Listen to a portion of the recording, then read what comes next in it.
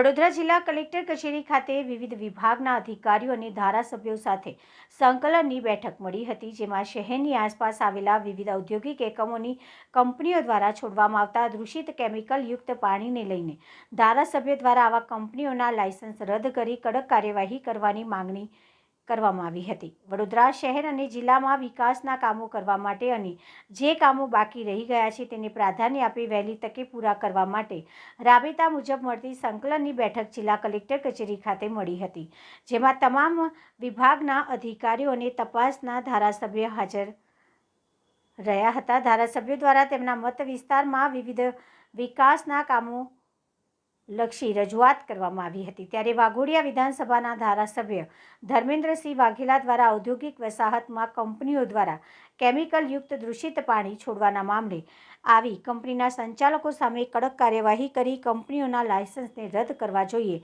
તેવી માંગણી કરવામાં આવી હતી। નંદેસરીમાં અમુક કંપનીઓ આ પ્રકારનું કૃત્ય વારંવાર કરતી હોય છે। જેટલી વાર પણ મારા ધ્યાન ઉપર આવ્યું છે એટલી વાર જીપીસીબી અને કલેક્ટરશ્રીને સૂચનો કરવામાં આવ્યા છે। એના આધારે હમણાં જે 3 દિવસ પહેલાં પાણી છોડવામાં આવ્યું એની ઉપર કલેક્ટરશ્રીએ જીપીસીબીને કહીને કાર્યવાહી કરાવવામાં આવી છે। પરંતુ આવા પ્રકારના જેટલી કંપનીઓ છે એ લોકો વારંવાર આવું કૃત્ય કરતા હોય છે। ખરેખર એ પ્રજાના જીવન સાથે ખૂબ મોટું જોખમ કરતા હોય એવું સ્પષ્ટ થાય છે।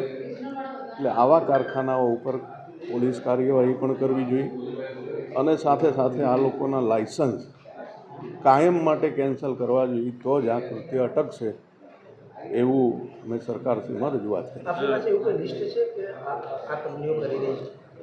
એવી 13 થી 14 કંપનીઓ છે જે અવારનવાર આવું કૃત્ય કરતી હોય છે। સાહેબ, માનવું છે કે જીપીસીબી દ્વારા ધ્યાને આવતું હોય તો પણ આ પ્રકારની કાર્યવાહી પર રજૂઆતો થયા પછી આ કાર્યવાહી થાય છે। ખરેખર તો તમારી વાત સાચી છે કે લોકોને પણ એવું થાય કે આ જીપીસીબી કાર્યવાહી કરે છે તેમ છતાં આ લોકો કેમ આવું કૃત્ય વારંવાર કરે છે। એટલા માટે જ સરકારમાં રજૂઆત કરી છે કે ભાઈ આ કડક કાર્યવાહી કરો, જેથી કરીને આવા યુનિટો બંધ થાય અને લોકોના જિંદગી સાથે જે છેડા કરે છે એ બંધ થાય ને એમની ઉપર કડક કાર્યવાહી થવી જોઈએ। કયા પ્રકારના આ લોકોની કાર્યવાહી તો ઠીક છે, દંડિત કરવું જોઈએ તો આવું કૃત્ય અટકે? આવું કૃત્ય કરનારો દંડ ભરી અને પોતે પોતાની રીતે નાના મોટા સુધારા કરી અને ફરી કંપનીઓ ચાલુ કરી દેતા હોય છે। એટલે આવા લોકોને કાયમ માટે બંધ કરાવવા જોઈએ। દંડ એ એક એવી વસ્તુ છે કે આર્થિક નુકસાન થાય છે, એટલે એ તો પાછું આવું કૃત્ય કરી અને એ પાછી પૈસા કમાઈ લેતા હોય છે। એટલે આને અટકાવવા માટે કાયમી લાયસન્સ જ એ લોકોનું કેન્સલ થવું જોઈએ, જેથી કરીને આવું કૃત્ય બંધ થાય।